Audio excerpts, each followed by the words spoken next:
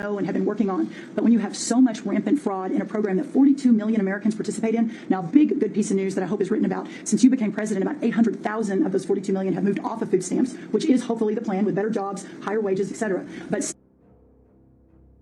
Trump frees Honduran leader convicted on cocaine charges.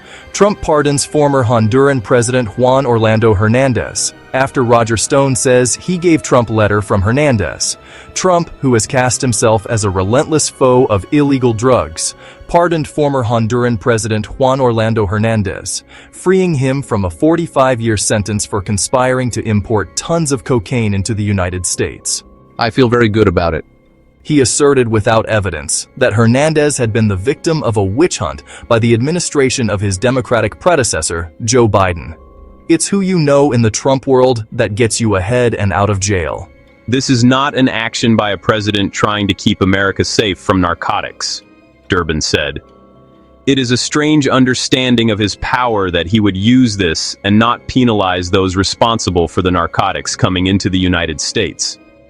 Trump has cited the dangers of illicit drug flows from Latin America as justification for a series of deadly U.S. attacks on boats in the Caribbean and Eastern Pacific and a military buildup near Venezuela. Who is really putting these ideas and words in Trump's head? It's not him, Trump. He's dumb as a rock. Was there any contributions?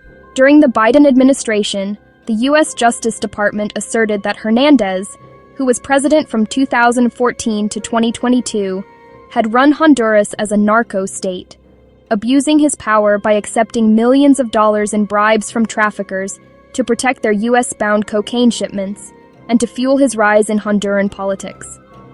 A Manhattan jury found Hernández guilty in March 2024. I did not take bribes from cartel members in exchange for protecting their U.S.-bound cocaine shipments.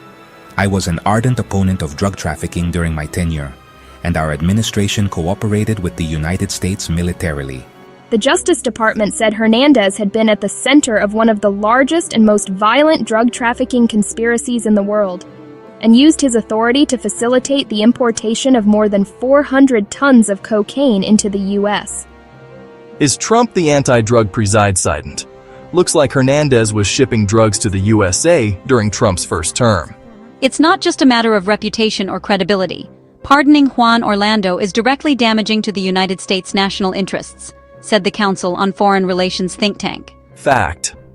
Honduras became a global hub for cocaine exports after a 2009 coup created political instability and allowed drug cartels to gain influence.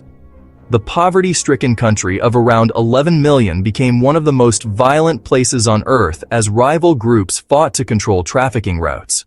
During Hernández's 2014-2022 presidency, hundreds of thousands of Hondurans fled extortion and gang violence by migrating to the United States during Trump's first term.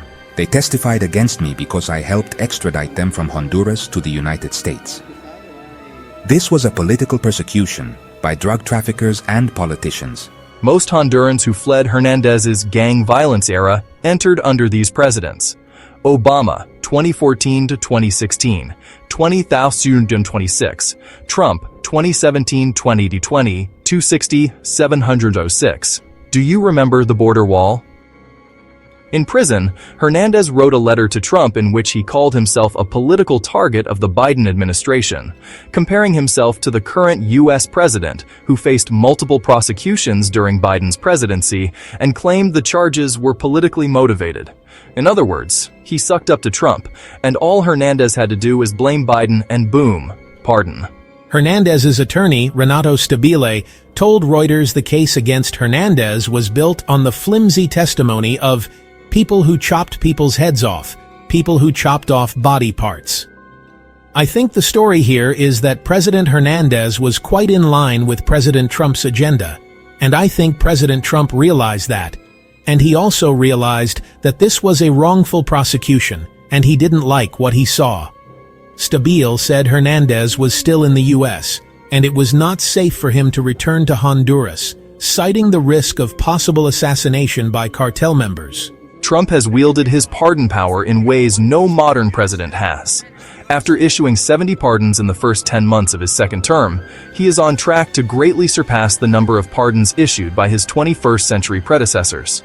Trump signed the pardon for Hernández on Monday night, a White House official said.